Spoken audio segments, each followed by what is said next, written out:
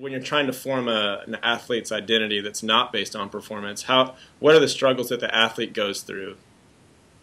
Yeah, I think inevitably the sign of a healthy emotional person is someone who understands and can experience all the different emotions. That there's always going to be disappointment, frustration, anger, and then happiness, joy, pleasure. All of those things are all the array of emotions that are experienced in sport. And so I think when people are able to, it's a process to develop a healthy identity. So it's nothing you just attain. But when you're intentional about that process of challenging negative self-talk in a way that does shame you when you have a failed experience, that being able to highlight the strengths of it, but then also acknowledge the areas of growth, I think that helps with the athletes I work with. Sometimes it's me sitting with athletes in the midst of their pain. And I think and being okay with that and not trying to explain it away. That when someone trains their whole life for this event and goes to the event and doesn't perform to the level that they know they're capable of, that can be a very hurtful experience. And so it's important to as someone working with athletes is to be able to sit with them and help them work through that disappointment too. But the biggest key, I think, is, again, that identity. Because when failure defines who you are, then what happens is you start competing and more out of a fear of making a mistake or fear of failure. And when fear takes over in our brain, it impacts us. It impacts our ability to carry out the motor skills necessary for our event even.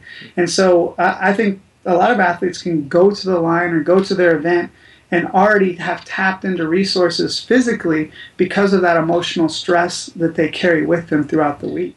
I think when an emotionally healthy individual is able to deal with the stress of performing at a high level better. And part of an emotionally healthy person is someone who has a healthy sense of self that's not just based on performance in one specific area like sport. But unfortunately, that's not really the culture of sport either. And that can be the difficult part, is how do we kind of have a counter-cultural approach to the performance-based sporting world. There is a really fantastic study that comes working with Canadian Olympic swimmers that looked at the neurological functioning and in essence found that they viewed the athletes viewed their own failed experience of not making the Olympics. It was during the Olympic trials, and they watched this video and they hooked them up to the neurological machines and they looked at the parts of the brain that were functioning during this event, and that emotional part of the brain was really firing pretty strongly during this disappointing event. And they kind of encouraged, in a way, being fully present, imagining being fully present in that event and viewing it that way. And what they found is this inverse relationship between the part of the brain that's responsible for the motor skills of what would be needed to really carry out the swimming, of the technical side of it, that the emotional kind of override of the brain can occur. And also what emotions people attributed afterwards when they were reporting what it felt like to watch that video of the high levels of shame. And I think certainly there's some good research out there on the neurological underpinnings of shame and what that does, and fear and what that does, and how that can inhibit emotional health over time. I think there continues to be more research with the brain when it comes to athletics and the motor part of the brain and the emotional part of the brain, because they're well connected. But I think it's important for us to start looking at this a little bit closer. And there's some physiological research also that shows this concept of a threat to their social self. When people perceive or anticipate an evaluative threat to their self, this triggers the sympathetic nervous system, or that fight or flight system, that really taps out the body in some ways.